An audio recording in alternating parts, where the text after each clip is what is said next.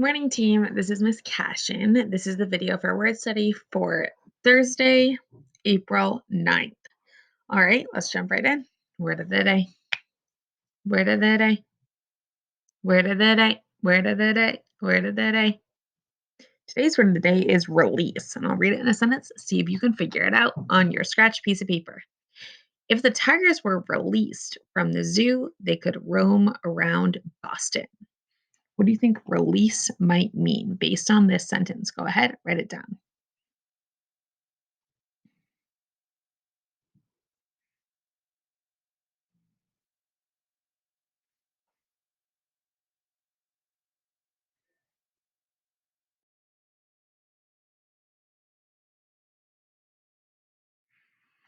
All right. Well, when I look at this sentence, I see that if they were released, they could roam around. And I know that tigers are usually in cages at the zoo. So maybe release means something like let go. Let's see. Oh, it means to set free or allow something to move. So if you release a bug from a jar, you're letting it free. If you release your sister from her room, then you unlock the door. Release means to set free or allow something to move. If somebody's wrestling you and then releases you, it means that they have you locked up and then they let you go. All right. So today we are focusing on identifying tenses in sentences. This is something that we kind of started doing yesterday when we were identifying parts of speech in sentences. The reason why we're doing it in paragraph form is because it's honestly just harder to figure out what tense a verb is in and what part of speech a word is in context. That means like in a real life paragraph. So we're giving ourselves some more experience to figure that stuff out. Okay. So I'm going to show you how to divide up your paper, and this is really good practice for your exit ticket because it's going to look exactly the same. Shout out to Jasiri in Cornell for his fantastically neat exit ticket for for Wednesday that followed all of the guidelines that I said it should. Okay, so I am going to have two lists here. One is for verbs, for all verbs, and one is past, present, future. So on your scrap piece of paper, you're going to want it. I'll make it a little bit bigger because now I know I can do that. Thank you, Miss Hammond. Verbs, past, present, and future. Now, to remind you, a verb is an action word or a being verb. So it says what the subject is doing or being. For example, I have curly hair. I am 25 and I scratch my nose. All of those would be verbs because they're doing or being verbs, words. All right, let's read this paragraph and then we're going to write down our verbs. Then after that, we'll figure out what tense they are in. Yesterday was a bad day. I always run, but instead I biked to my friend's house and fell off the bike. I said out loud, I hate this. Next time I will walk. I arrived at Jacob's house and took off my shoes. Now we are playing Roblox and drinking hot cocoa. I will eat some brownies because we are going to frost them. I love frosting. Now, some of this is true, some of it is not. As you can imagine, I did not really bike, but I do really love frosting. All right, we're going to start by identifying all of the verbs and then writing them down. Let's start. I know every sentence is going to have at least one verb because every sentence needs to have something that the subject is doing or being. Yesterday was a bad day. What's the verb in that sentence? It's was. Remember, a verb doesn't always have to be a action verb. It can be a being verb. So in the verb list, I'm just going to write down was. I don't need to write anything down for past, present, or future later. We'll be able to figure that out after. I always run, but instead I biked to my friend's house and I fell off the bike. Well, I know that run is a verb, and so is biked. And finally, so is fell. So even though that's just one sentence, I actually found three verbs there. Pretty cool. I said out loud, I hate this. Next time I will walk. Now, what did I do here? I said, I hate this. Is hating a verb?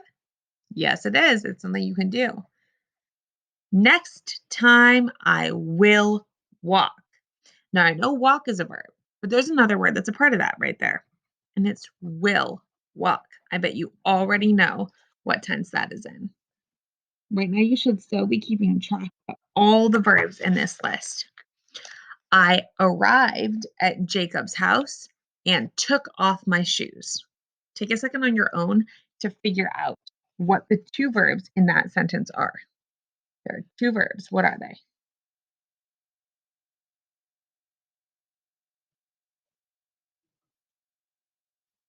Two verbs in that sentence.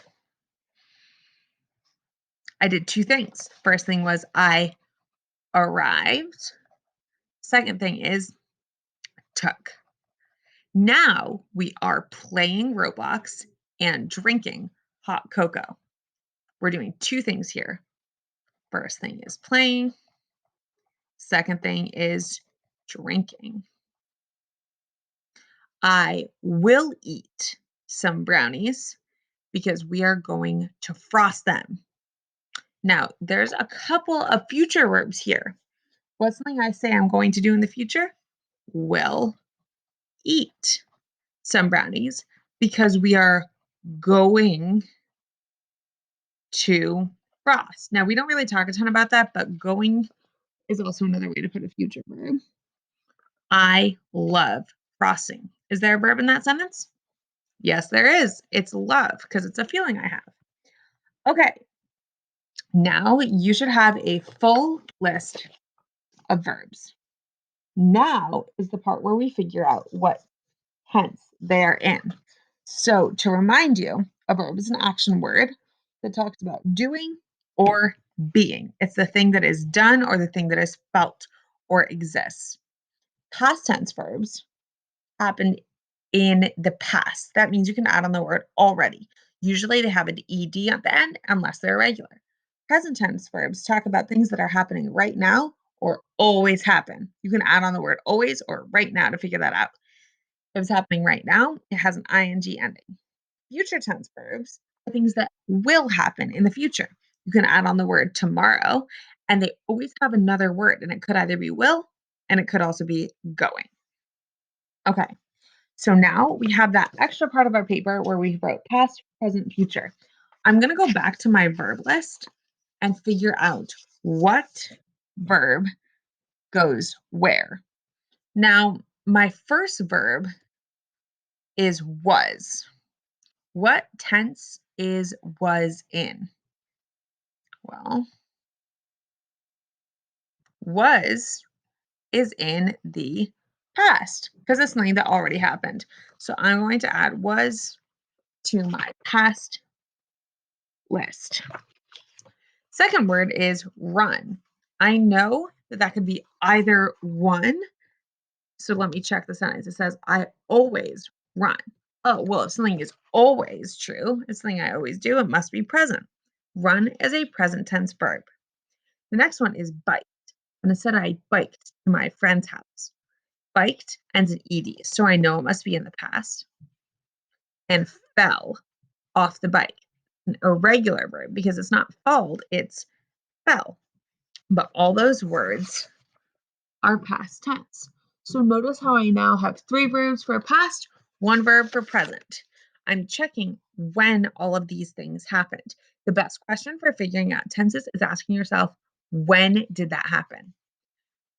I said out loud. Said is in the past tense because I know say is the present and said means it already happened. Out loud, I hate this.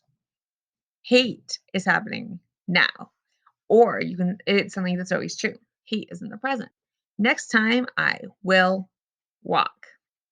We have our first future tense verb. Every time you see will, it must be the future tense. I arrived at Jacob's house and took off my shoes. Now, in that entire sentence, we're talking about stuff that already happened. So both arrived and took must be past tense verbs. Now we are playing Roblox and drinking hot cocoa. Now, that word now is kind of like a warning sign to me because if it's happening right now, then it's something that's in the present tense. Also, see that both words have an ing ending, An ing ending means present tense. Playing and drinking are both present tense verbs. I will eat some brownies. 2 words, must be future because we are going to frost them. Going to frost, also future. I love frosting. Well, obviously, that's something that is always true for me. This is what I'm going to expect to see on your exit ticket. Here, I have a complete list of all the verbs in the entire paragraph. Then I split them up into past, present, and future. The reason we're doing this is to get used to what it actually looks like when verbs are in sentences, because you should be able to figure out what tense a verb is in the sentence every single time. All right. Remember, a couple of the questions we asked ourselves is, when did that happen? Let me check and see what happened in the sentence. Let me go back to the text and see, did this already happen? Is it going to happen or is it happening right now? Cool. All right, so now we're going to go to our irregular past tense verb section. So on Monday, we talked about, we've been talking all week actually about irregular past tense verbs. Most verbs you can just add ed in the past tense. Some verbs it's just a little bit trickier. We talked about GHT verbs on Monday, like bought is BOUGHT, taught is TAUGHT. And on Tuesday, we talked about past tense verbs like give, which becomes gave, burst, which stays burst, and blow, which becomes blew. Yesterday, sorry, friends. Yesterday, we talked about verbs like keep, which becomes kept, let, which stays let, and eat, which becomes ate. Today, we have some more verbs to talk about. All right, the past tense of begin is began. I began to cry at the movie. The past tense of bend is bent. The spoon is bent weirdly. The past tense of bet is bet. I bet him I would win. Past tense of bleed is bled. I bumped into a wall and my nose bled. It's a real thing. Once I got hit in the face with a soccer ball and my nose bled. Past tense of break is broke, like I broke my ankle running. Past tense of choose is chose, like I chose to play outside today. You wouldn't say I choose to play outside. And the past tense of come is came, like he came to my house. Okay. So I would suggest taking the next minute or so to write down the past tense of all those verbs because it's going to be so much easier to do it on your own if you already have the past tense. Go ahead, write it down. Begin is began, bend is bent, bet is bet, eat is fled, broke, choose is chose, come is came. You drop arrows, whatever you want to keep track of it on your paper. Okay. Now I've noticed, I think I mentioned this yesterday, but some of you are just writing the literal verb in the past tense. I want full sentences when I ask for past tense verbs in a sentence. So we're going to do that together. The first one is break. First, let me check and see what that is in the past tense. Oh, break becomes broke. Okay. Let me see. What have I recently broken? Um, oh, when I was in high school, little brother broke my laptop. That's really true. He was a baby. It was open like this, and he just smacked it completely flat, and it was all broken. The past tense of bend. Well, let's check. Bend becomes bent. I bent down and touched my toes. So when it's your turn on the exit ticket to come up with past tense verbs, you need to come up with full sentences just like I just did here. All right, let's return to our word of the day. The word of the day was released, and released means to let go. Like, I released the bug I caught back into my garden. Just kidding, I don't really have a garden, but if I did, I would definitely release my bug. Okay, let's look at your exit ticket. Today, you have 3 parts as usual. You have dictation, which I'll give to you in just one second.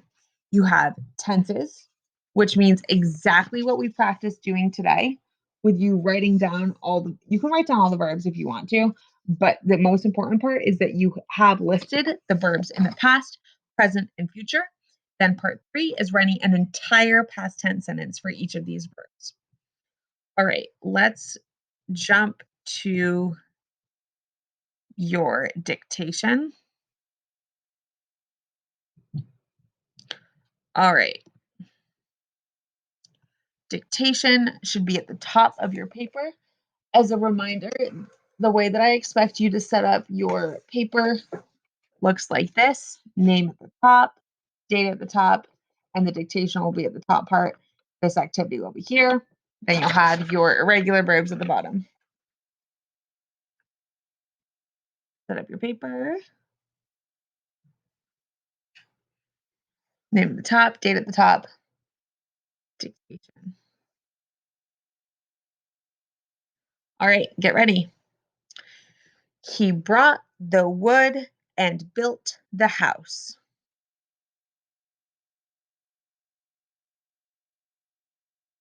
He brought the wood and built the house.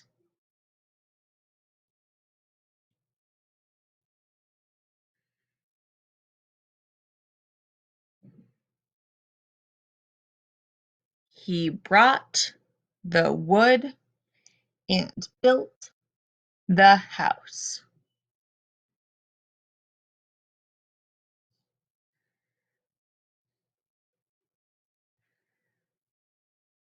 Oh, God. Oh, my goodness. That was the same dictation as yesterday's. Well, so sorry, friends. Hopefully you got that one correct. I'm so sorry. I look forward to seeing your work. All right. Have a great day.